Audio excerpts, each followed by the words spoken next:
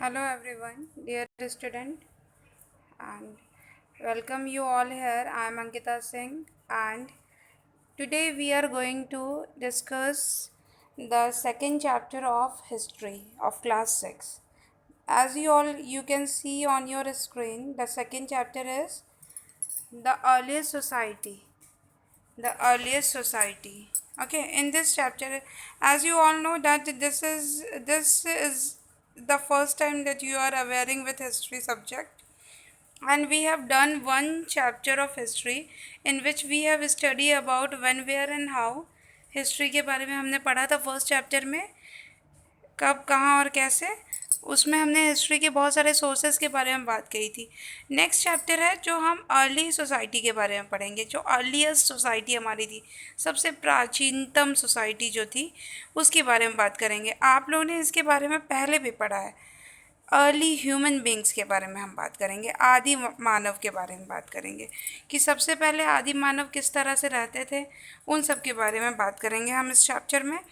और मुझे लगता है ये चैप्टर आपको बहुत अच्छे से समझ में भी आ जाएगा, क्योंकि इससे पहले भी आपने इस चैप्टर के बारे में क्लास 5th में 4th में पढ़ा है, अर्ली ह्यूमन बींग्स के बारे में, कि अर्ली ह्यूमन बींग्स को फूड गैदरर और हंटर कहा जाता था।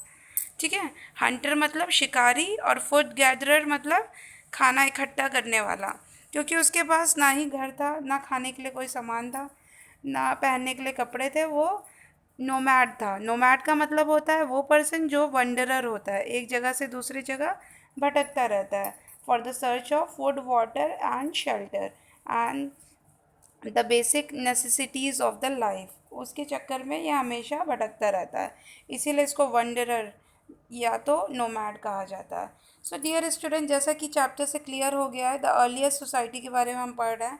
अर्लीस्ट सोसाइटी मतलब अर्ली ह्यूमन बींग्स की सोसाइटी, जो कि हंटरर और गैदरर थी।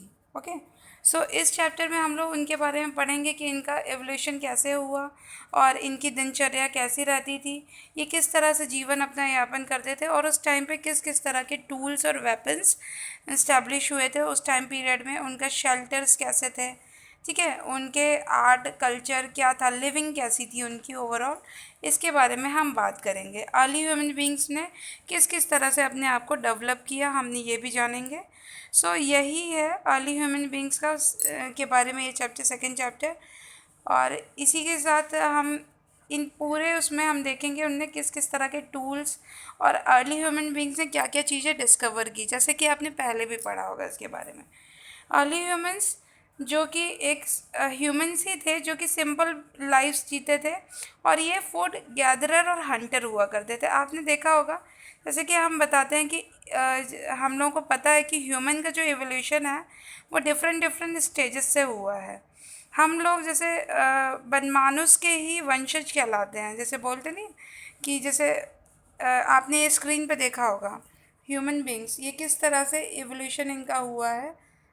धीरे धीरे करके हम सिविलाइज्ड होने लग गए हैं और ह्यूमन की तरह अपीयर होने लग गए हैं। पहले हम लोग कैसे थे, नोमैड्स की तरह थे, और जो कि मतलब भटकते रहते थे एक जगह से दूसरी जगह, और हम लोग बिल्कुल अनसिविलाइज्ड थे। अनसिविलाइज्ड कहने का मतलब है असभ्य टाइप के थे। असभ्य इस वजह से थे क्योंकि ना ही पहनने का ढंग था, ना ही रहन सहन का कुछ पता था, ना ही हमारी कोई बोलचाल की लैंग्वेज थी। उस समय कोई ऐसी लैंग्वेज भी नहीं होती थी।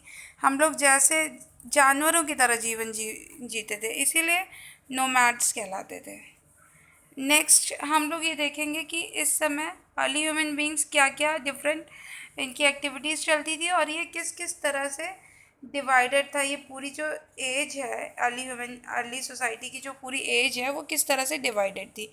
इससे पहले हम लोग देख लेते हैं, जैसे कि हम लोग अभी जो हम लोग इतने मॉडर्न एज में जी रहे हैं, तो इसमें हमारे पास बहुत सारी चीज़ें हैं। हमारे पास टूल्स है, वेपन्स है, घर है, रहने के लिए घर है, कपड़े हैं, खाने के लिए खाना है, सब कुछ है।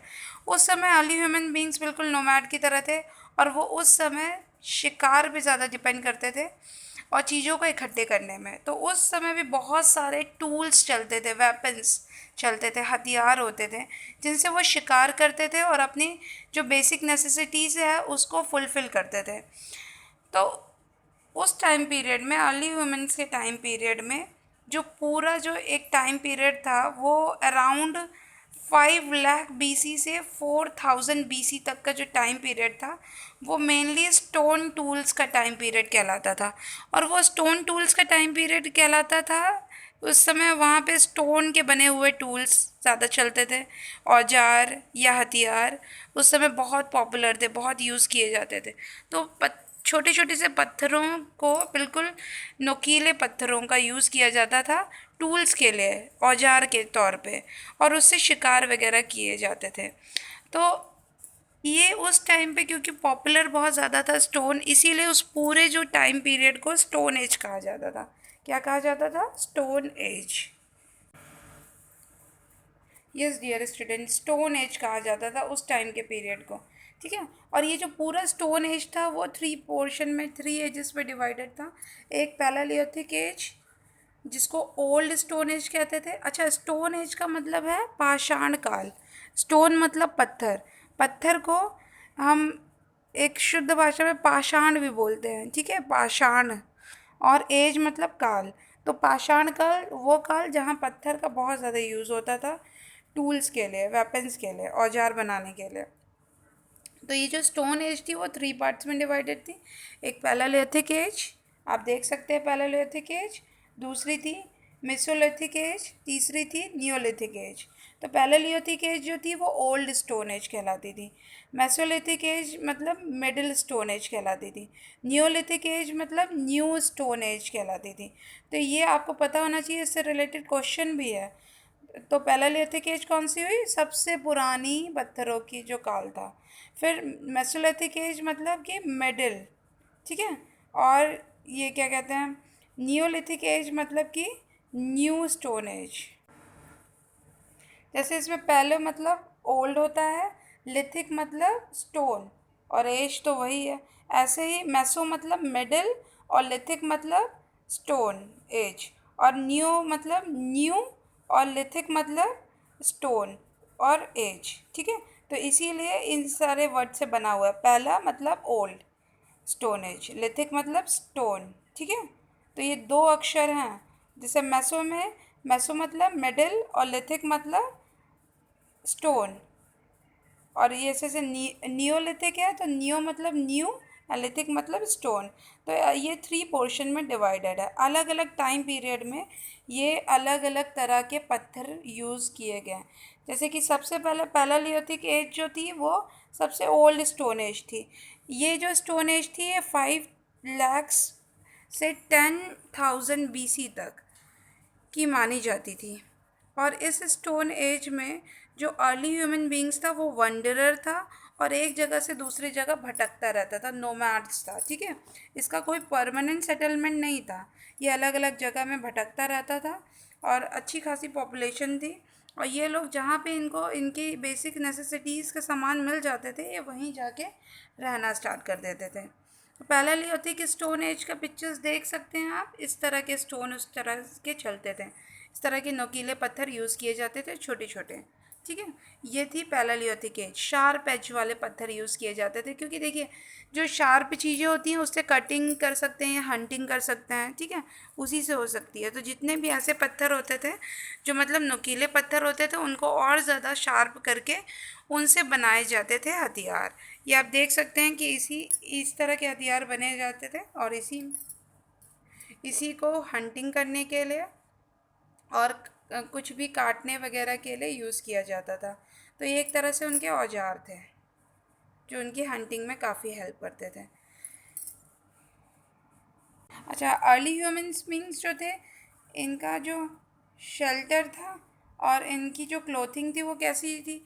इनका क्योंकि शेल्टर ज़्यादातर ये केव्स में, गुफाओं में रहते थे। जैसे बारिश हो जाए या तेज़ धूप हो तो उस टाइम पे अपने आप को प्रोटेक्ट करने के लिए ये लोग गुफाओं में रहते थे, वहीं पे छिप के रहते थे, ताकि मौसम साफ़ होने पे ये अपना शिकार पे निकल सकें।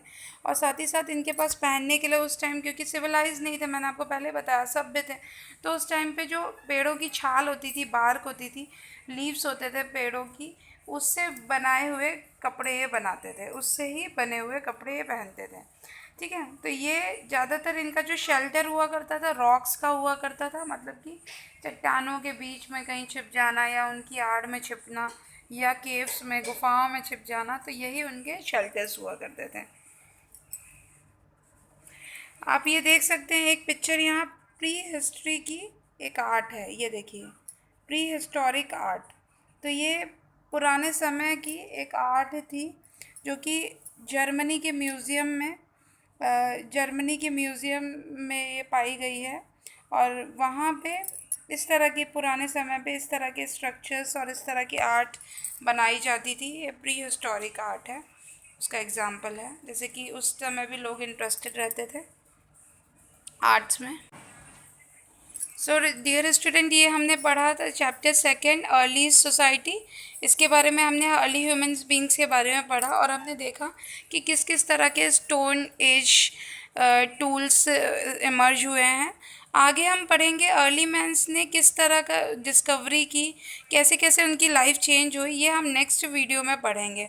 और साथ ही साथ इसमें हम जो हमारे स्टोन एज हैं उसके बारे में भी हम उसी लेक्चर में पूरा कवर करेंगे। सो डियर स्टूडेंट, ये फर्स्ट लेक्चर था इस चैप्टर पे। मैं सेकंड लेक्चर आपको जल्दी प्रोवाइड कराऊंगी। तब तक के लिए आप मेरे साथ जुड़े रहिए, मेरे चैनल को वॉच करिए, सब्सक्राइब करिए, ताकि आपको इस चैनल से रिलेटेड जितने लेटेस्ट अपलोड्स हैं वो उसकी जानकारी आपको मिलती रहे। इस चैप्टर को अच्छे से समझिएगा, ये चैप्टर भी इम्पॉर्टेंट है। और जब ये चैप्टर समझ में आएगा तभी इसके क्वेश्चन आंसर्स आपको समझ में आ पाएंगे। आगे हम इस चैप्टर के बारे में नेक्स्ट लेक्चर में बताऊंगी मैं आपको। तब तक के लिए मेरे साथ जुड़े रहिए और अपने नोट्स को कंप्लीट करते रहिए। इस चैप्टर को अच्छे से वॉच करके इसके क्वेश्चन आंसर्स एक्सरसाइजेस को प्रिपेयर करिए आप लोग भी, ताकि आपका घर पे बैठे ही इस चैप्टर प्रिपेयर हो जाए और ये सब समझ में आ जाए आपको, इससे रिलेटेड जितने भी फैक्ट्स हैं चैप्टर के। So dear student, thank you for watching. Stay healthy and safe and keep in touch and keep watching my channel. Thank you everyone. Thank you for watching.